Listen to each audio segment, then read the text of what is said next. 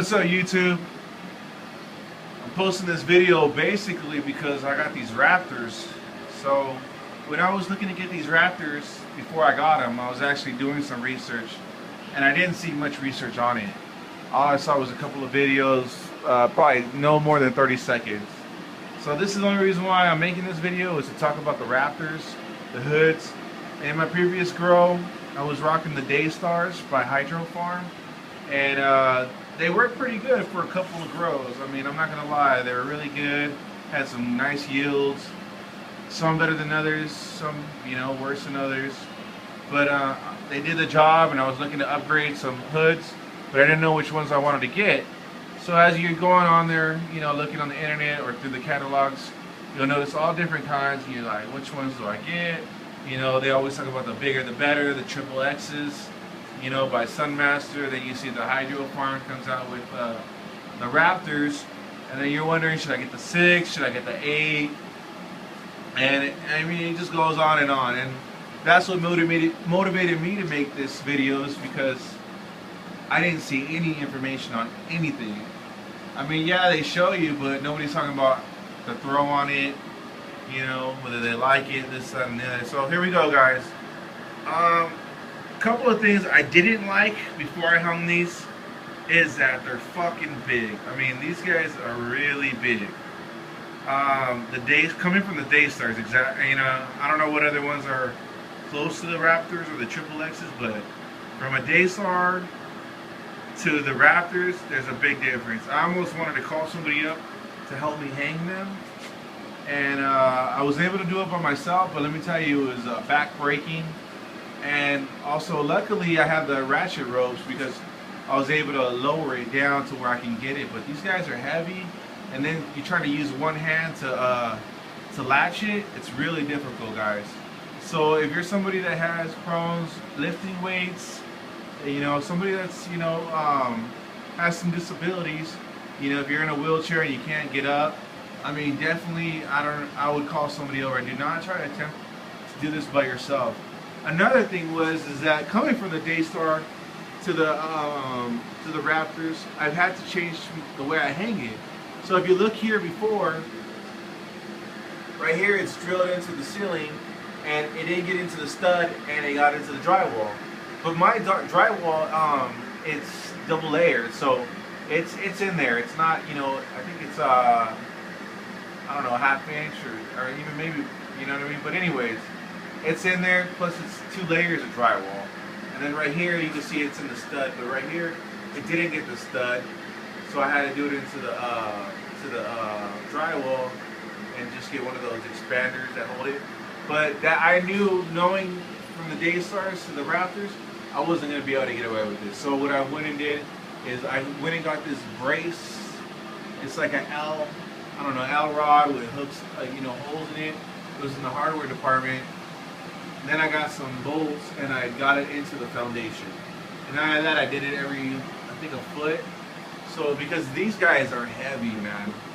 So if you're going up from anything else, these things are heavy. So you want to make sure you support them really good, because if not, it's just going to fall out. The only video I did see, I was knocking on it right now, was that one foot that says, what does it say, triple X Raptors, or Sun System Raptors, and he knocks on it. That's all the information I could find. And so other than that, the depth is a lot bigger than the 6-inch. So if you got height limitations, you might want to go with the 6. Also, the width and the length is a lot shorter.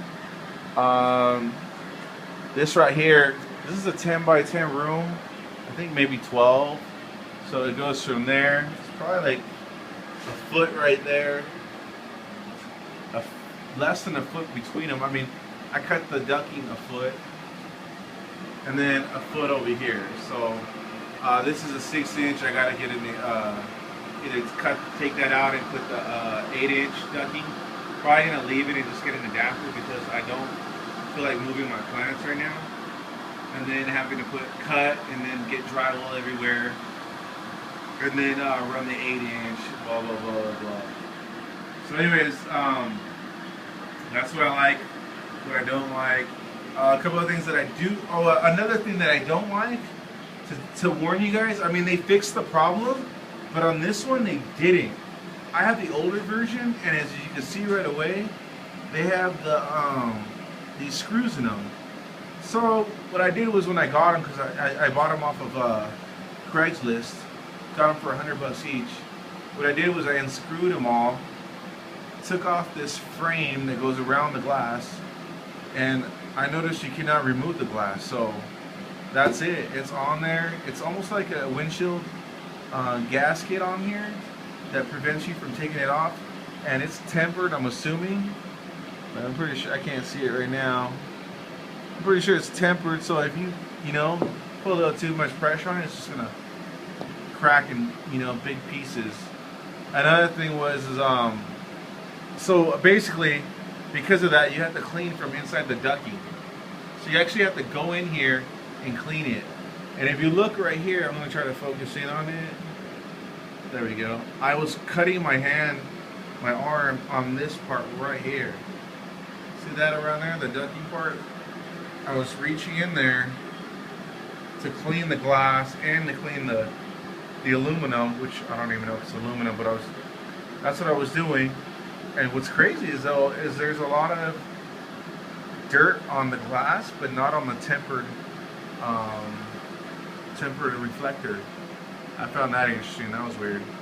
But anyways, I like the spread that it drops down. It's really like a square, the footprint of these compared to the Daystars. The Daystars kind of just spread it out everywhere. But I've been rocking them so long, and I never can compare them to the difference. But I like these. You can lower it down more, and when you see the footprint, it's more of a nice block. And I mean, you could get like six plants under each one of them, maybe 4 big ones, but you could get 6 ones where they're getting more evenly distributed lighting, and that's what I do like about them. Even though there's a lot of negatives, at the end of the day, they do what I want them to do, which is reflect evenly and a nice footprint.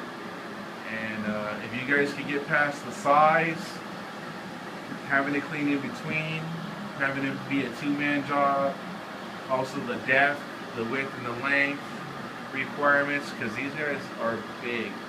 I mean, you think they're big, but they're really big. And you gotta imagine you're in a hydro store and they look big, but you get them home and you got a 10-foot ceiling.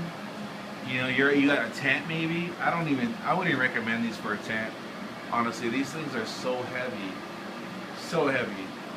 and I cannot imagine well, I don't even think there's a tent that has the height this big.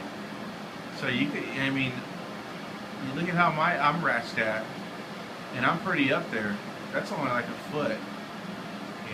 Let me show you. That's only a foot till it gets to my ceiling, and I got 10 feet. So can you imagine the tent? I don't know, guys. So you got the pros and the cons. Any more questions? Let me know. Oh, another thing compared to the Daystars, the bulb on the Daystars, they kind of hang. The weight of the bulb kind of has it at an angle, where this one is nicely built.